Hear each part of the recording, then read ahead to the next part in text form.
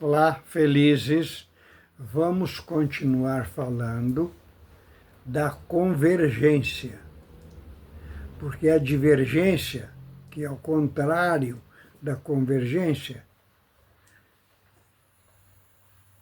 o nosso adversário, o nosso inimigo espiritual, ele vive colocando isso no meio das pessoas, dos casais, das famílias, da própria irmandade. Então, vamos continuar falando da convergência, que é viver em paz, é viver em comunhão, é viver em amor. Então, o que é o contrário de não batizar? É rejeitar o Senhor Jesus e aceitar a condenação eterna. Aquele que crê e for batizado será salvo? Sim. O que não crê já está condenado. Então, é o contrário de salvação. Então, nós temos os dois caminhos, um é o contrário do outro. A convergência é viver em paz, é viver em comunhão. Um irmão ou qualquer pessoa me maltratou, me deu um prejuízo. Então, se eu estou imitando o Senhor Jesus, eu vou orar por ele, para Deus abençoar ele. Então, se uma pessoa falou mal de mim, eu tenho que entender que as pessoas que me atacam e as pessoas que me agridem estão no sentido adversário, estão no sentido oposto. Então eu tenho que olhar para aquela pessoa como uma pessoa enferma, espiritual, e o que é pior, como já foi falado aqui algumas vezes, a enfermidade física nos aproxima de Deus. A enfermidade espiritual nos afasta de Deus. Então, a pessoa me agrediu, me ofendeu, me maltratou, me deu prejuízo, eu tenho que considerar que aquela pessoa, ela é uma pessoa enferma espiritual. E eu tenho que considerar o seguinte: dentro daquele corpo tem uma alma eterna, e é eterna para a vida eterna ou para o fogo eterno. Então, nós somos mensageiros da graça? Sim. Da paz, do amor, da comunhão. Somos mensageiros do Evangelho, que a palavra evangelho quer dizer boas novas. São mensageiros de boas novas. Então, vamos fazer a nossa parte. Agora, se eu tenho um vizinho e eu fico nervoso com aquele vizinho porque ele coloca uma música, porque ele faz isso, porque ele faz aquilo, e eu começo há casos que a pessoa vai lá e fala e vira uma contenda. Qual é a diferença entre eu e ele? Se ele está indo para o caminho errado, eu estou pior do que ele, porque ele não conhece, e eu conheço. Como Deus disse para o profeta Jonas, ele não conhece nem a direita e nem a esquerda.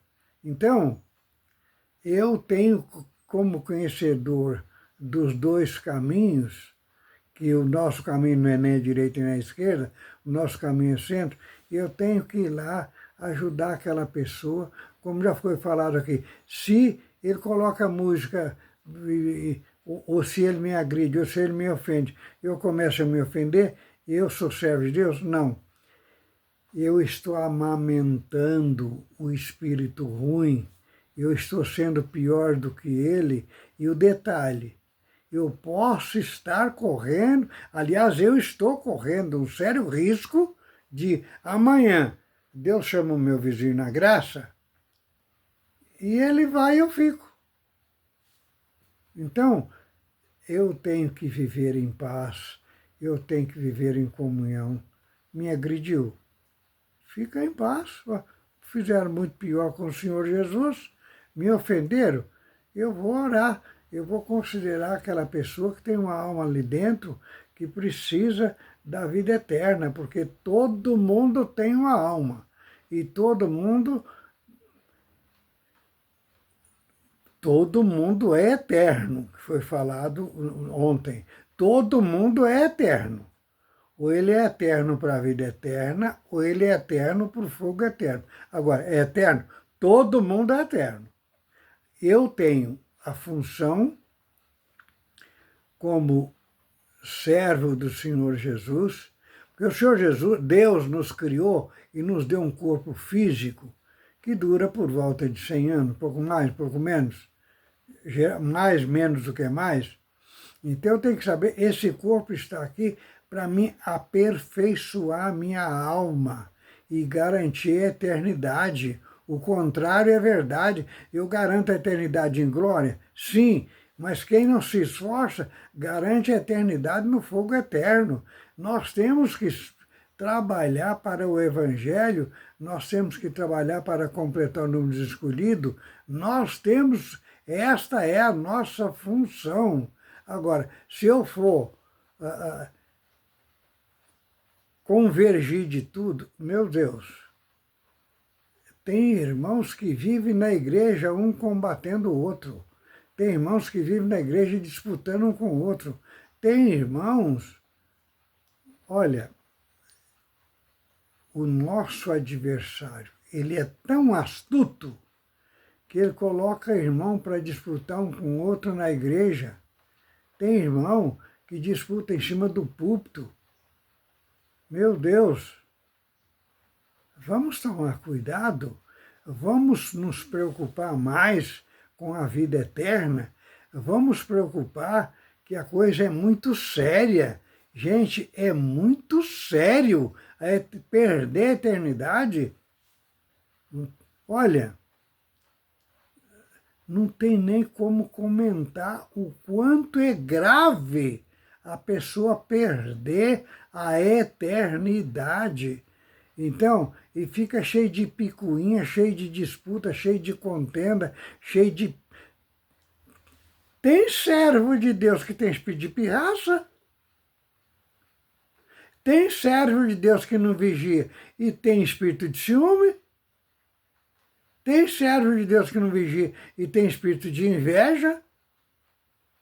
Sem contar aqueles que Deus dá de falar muito nesse assunto, sem contar aqueles que vivem brigando e disputando por dinheiro.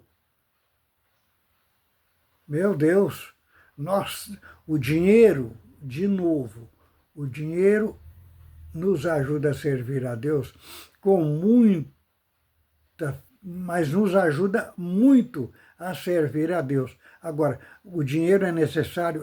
Nós temos que dar um bom testemunho? Temos. Nós temos que servir a Deus em espírito e em verdade? Sim.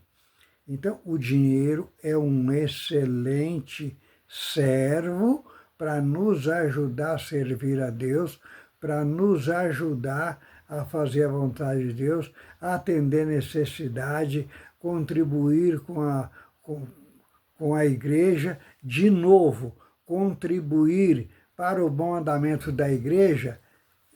Deus nos abençoa, sim, mas nós estamos contribuindo para nós, porque Deus não precisa de igreja, não. Deus não habita na igreja, não. Deus não vem na terra.